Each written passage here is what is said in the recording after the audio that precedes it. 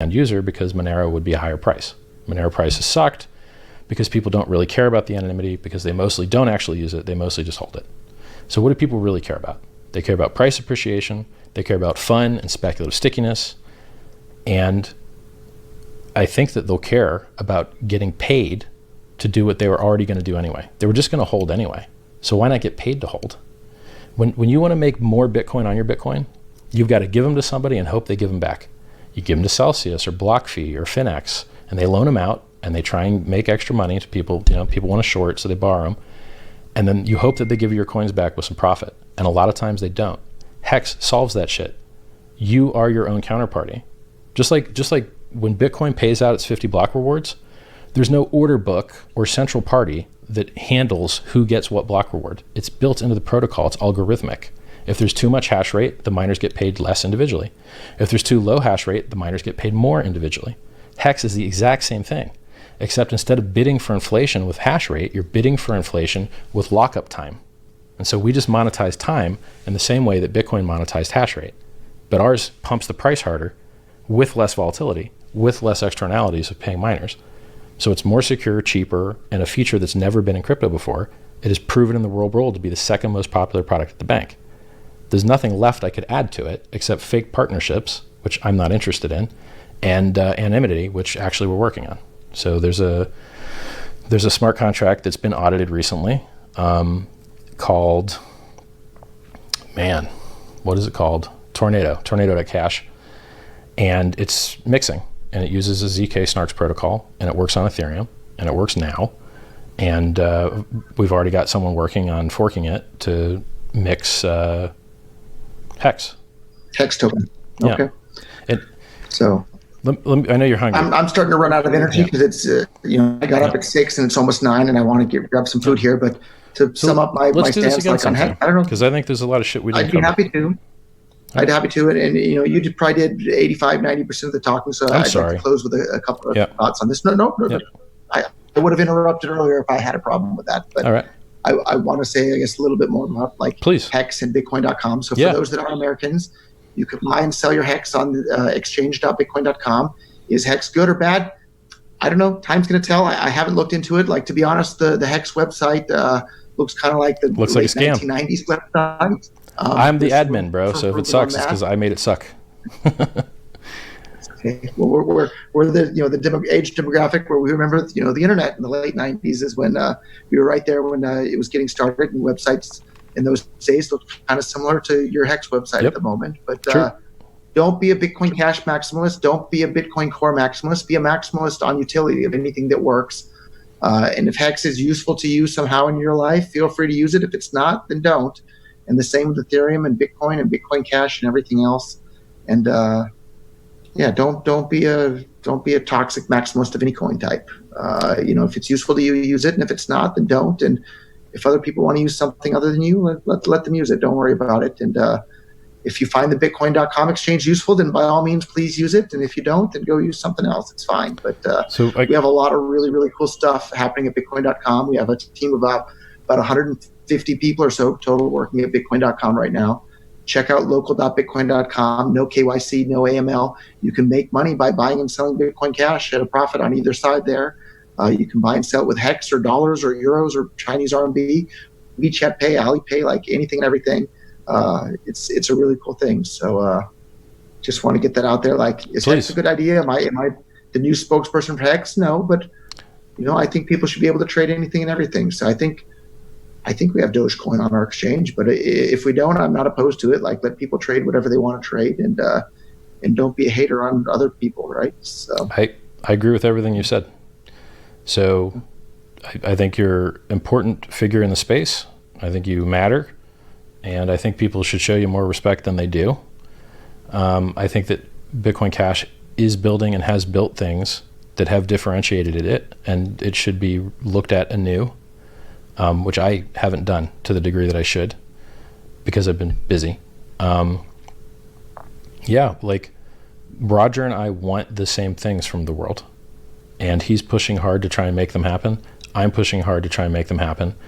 And everyone else that's screaming and yelling like pricks and priding themselves on being mean people, they're not building shit, and they're not putting their money on the line, and they're not improving the world. And for the most part, they're just getting you destroyed with margin trading. So look at the people that are really building and producing code that you can read and rolling out new services and adding new features that you can actually use. Those are the people that matter, and everyone else is kind of noise. Yeah, so I guess the takeaway is be a utility maximalist, not a particular crypto coin maximalist. So. Look, we're pitifully small. My viewer numbers are pitifully small. Your viewer numbers are pitifully small. If you want to have a laugh at how pitiful both Roger and mine's viewers are, go on socialblade.com and look up our usernames, and you'll see that we got 90% of our users in 2 or 3 months in 2017, and there ain't been shit exciting since.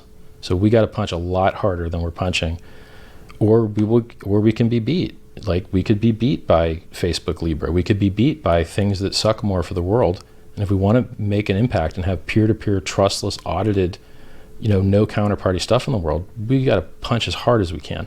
We got to wear the shirts, and we got to say good things, It's good having you on, man. Yeah. And I hope to talk to you more about other stuff like BSV. Yeah, I'd love to have another, maybe, similar length conversation about, the history of Bitcoin and the splits and all that. I think that would be fun and interesting. Look, I wake up. I need to eat something or I'm going to pass out today. Yep. I wake up and I work until I fall asleep, and I do it 7 days a week. So as soon as you're ready, we can do it. It's good talking to you, man. Okay. You as well. Thank you. Thank you for the time there, Richard. Talk to you again Pleasure. soon. Ciao.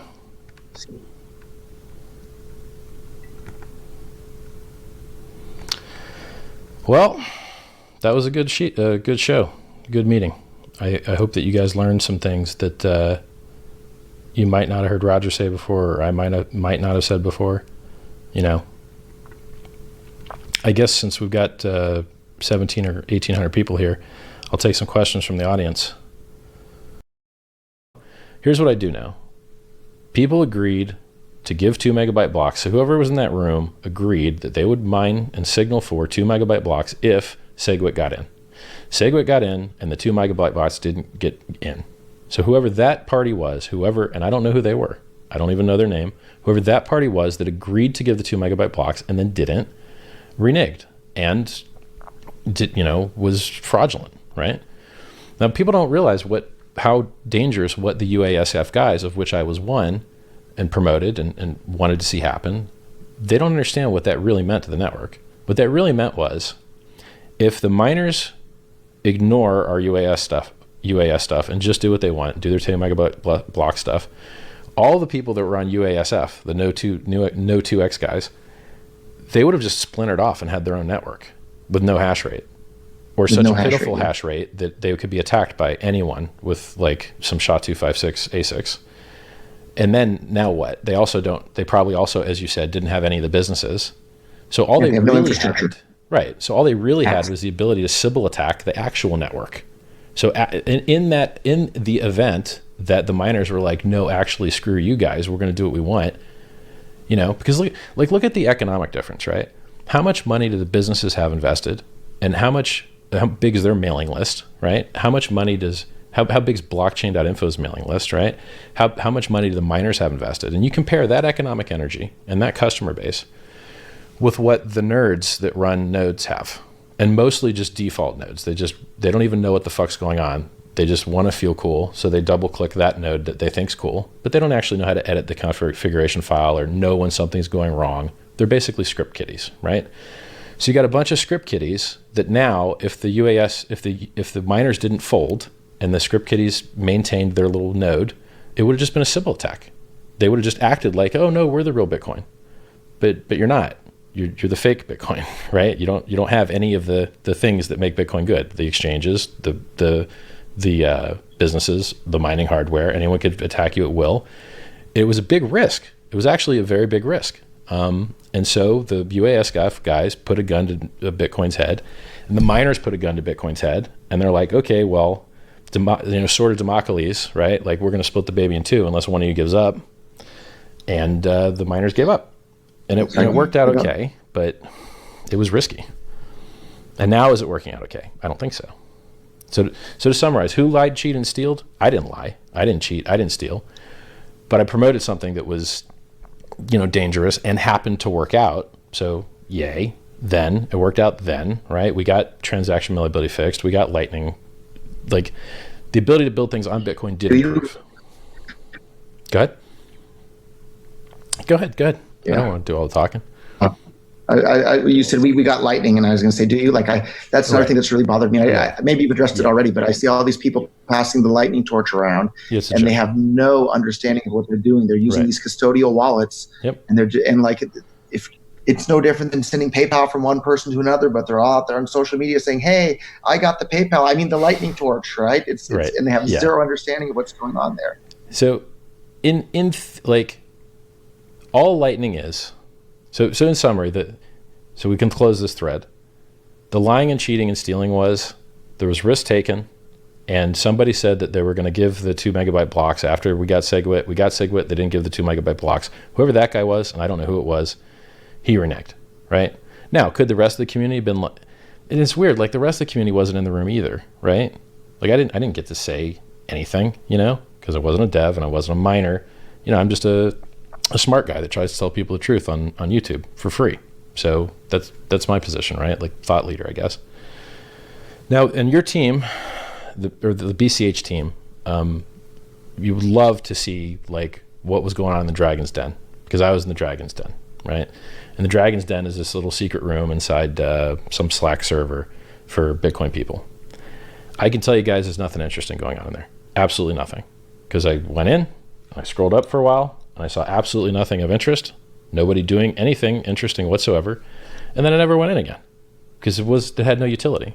And it's very easy to believe that it had no utility because look at their messaging.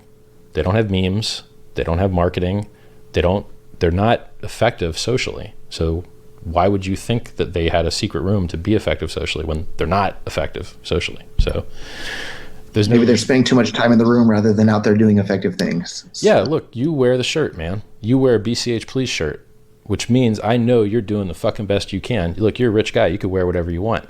You could be joled up and wear whatever you want, but you're committed to getting something done. And so you're going to take a fashion hit to get that shit done, right? And I'm doing the same thing. I'm wearing I'm covered in so many fucking hexagons that I basically look like a geometry puzzle because I'm for the mission. I got something I want to do. And look at the fashion wear that the Bitcoin guys are wearing. They were literally wearing a hat that summarizes to fuck you. That's the hat. Toxicity, yeah. Right. How are you going to get can you tell me any government in the world, any ruling party that's done well with the fuck you mentality? It doesn't work. It's just like you do martial arts, right? You're probably black belt in jiu-jitsu, right? I'm brown belt, yeah, working on the black belt still. So. Yeah, but the style he does, I mean, it probably takes 15 years to get a black belt or something. How long does it take to get a black belt? I'm 11 years in, so yeah, right. I'm getting pretty close. Right, so this isn't like you go to the corner, like, with the kids learning karate, and then 4 years in you get a black belt. No, he's doing something that takes a decade. The reason that being an asshole doesn't work